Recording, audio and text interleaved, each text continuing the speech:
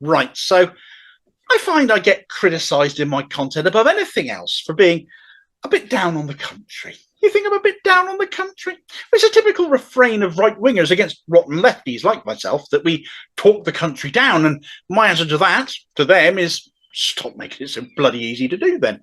Typical lefty, looking at our wonderful nation through shit-tinted glasses when it's them rubbing it all over the lenses, isn't it?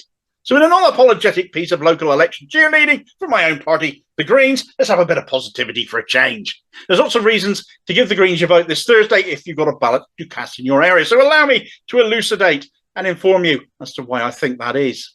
The biggest reason I can think of off the bat, though, is that right now they seem to be terrifying establishment parties. They're really starting to worry them. The Tories and Labour barely have a fag paper between them right now. People are being put off both, and not least of which put off by the establishment figures leading those parties these days. And then you have the Liberal Democrats, the Lib Dems. They used to be the party of protest that we turned to, didn't they?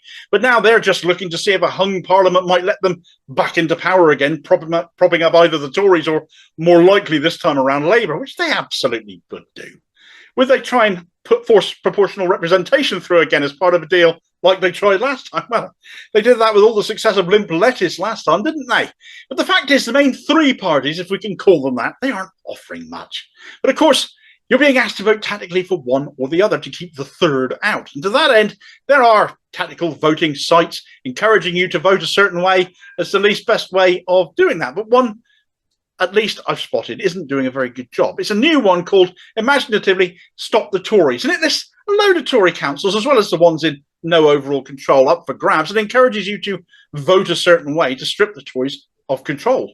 Now, on Brighton and Hove Council, as for instance, the Greens are the largest party, but guess which party isn't recommended to vote for in any of their wards, according to this site? Yeah, the Greens.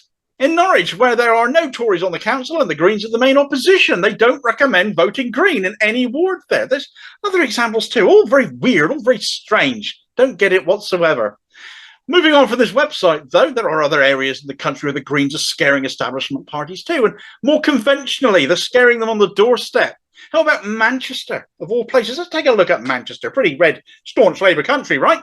Damn right it is. Manchester City Council has more Labour councillors than any other there. They aren't going to lose control here by any shape or form or out of any imagination, but they are losing votes here and are likely to lose wards even, because as the Labour Party increasingly tends to establishment and more middle-class interests, those feeling forgotten or left behind are turning elsewhere. One person in an article in the Manchester Evening News said his father would be spinning in his grave at the thought that they were going to take their vote elsewhere from Labour. Apathy in Manchester meant in the Greater Manchester elections of last year, one ward seat was won by the party on a turnout of just 15%. This is not good for democracy. But back to Manchester City Council here and now this year, though. And this is a council so dominated by Labour that a functional opposition was non-existent. You need at least 5 opposition councillors for a formal opposition to even exist and be able to ask questions.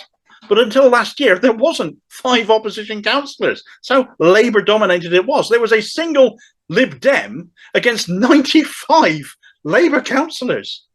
But now there is an opposition, and it's taken place in the last year.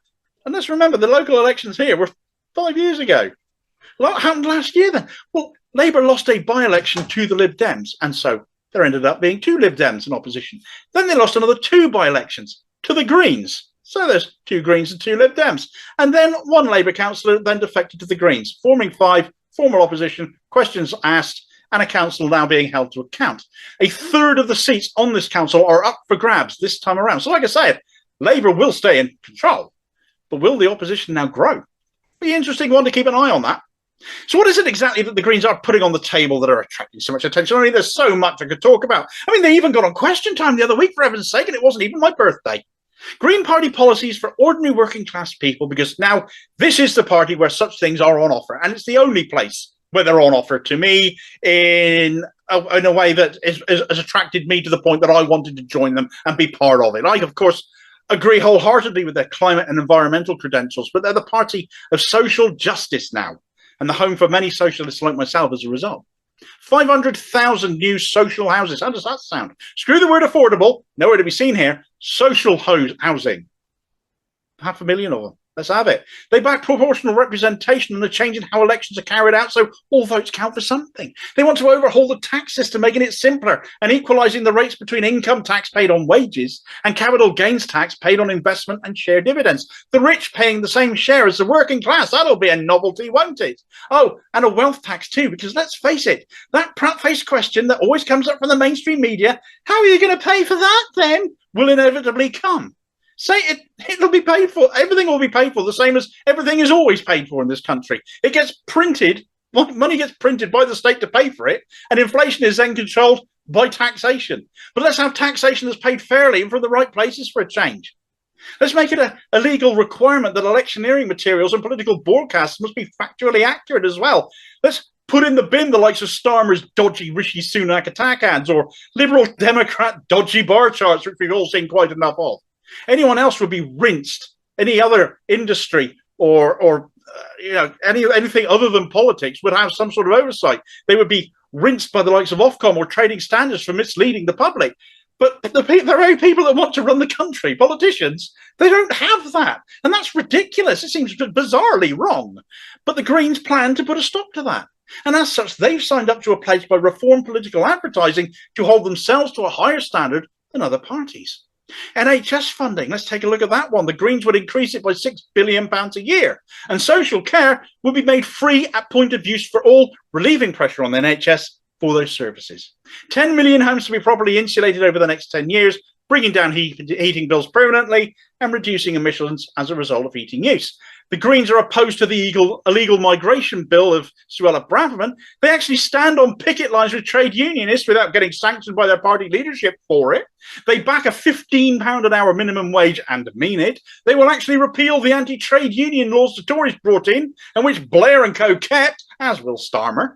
They back public sector pay matching inflation, equal minimum wage for young people, and a maximum 10-to-1 ratio in organisations between those at the top and those at the bottom.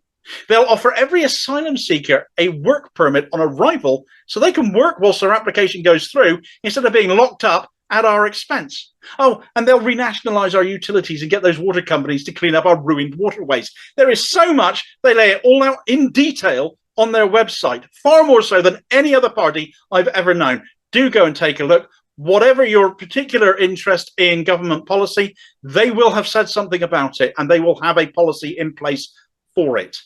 And for all those pleading to vote tactically to get the Tories out, there is every reason to think the Greens are the tactical vote. They're on the verge of ousting the Tories in mid-Suffolk as the party in charge, as Tories even switched to the Greens based on their environmental credentials, whilst Labour voters are doing likewise because of the social policies. Literally, the Greens could take overall control of a major council for the very first time. And it's not just in the UK either, but that's anywhere in the Northern Hemisphere. Ever. And if that isn't an indication that they're winning more support and clout than they ever have before, becoming more of a force to be reckoned with than ever before, I really don't know what does.